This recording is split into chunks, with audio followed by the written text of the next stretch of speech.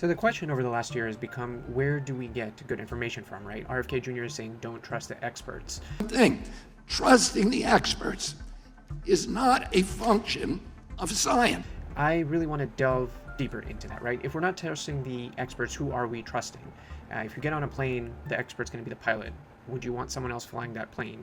If your car is broken down, are you going to take that to some guy off Craigslist, or are you going to actually go to a body shop, a mechanic shop, someone that is licensed to fix your car?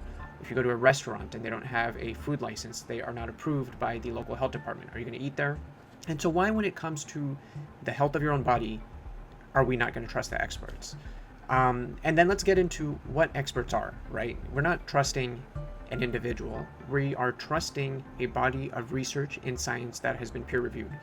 There's a lot of pushback against physicians or nurse practitioners or nurses or whatever the case may be going to these schools that are quote unquote funded by Big Pharma.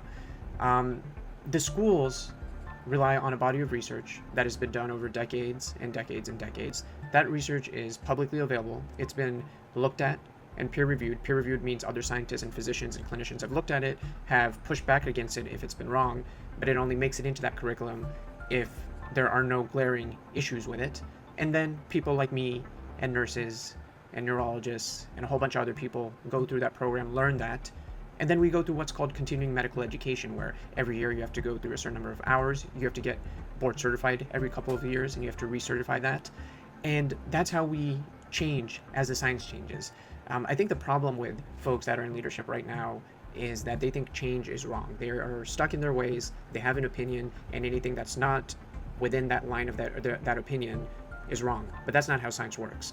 There is a good possibility that how I practice medicine today is how I'm not going to be practicing medicine 2, 3, 4, 5 years from now. And that's because we learn new things.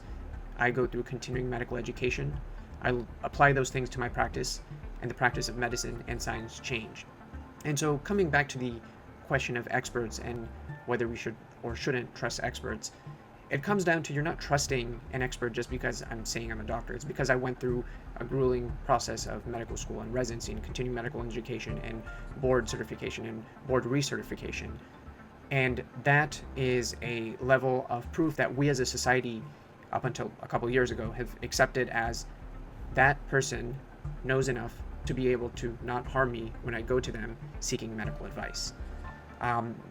In our current environment, where do you turn to for information, right? Traditionally, those experts, the places that I turned to was the CDC, was HHS. They simply are not reliable anymore. You go on their websites right now and it says, sorry, we're shut down because of a Democratic-led shutdown. I don't care who it is. The science, that stays away from the politics. Whether it's a Democrat or Republican shutdown, that doesn't matter. You focus on the science. And unfortunately, that's not happening right now. And so my recommendation to people I talk to is turn to the medical societies. And so that's the American College of Emergency Medicine Physicians. That's the Pediatric Society, American Academy of Pediatrics, ACOG, American College of Obstetrics and Gynecology. They, in my experience, looking at them broadly, have still stuck by the science. They're proudly stuck by the science, and they're amplifying good information out there. And so that's what I say to the folks that are confused right now. Turn to those societies, talk to your doctors, stay off social media. That's not where anyone should be getting medical advice from right this time.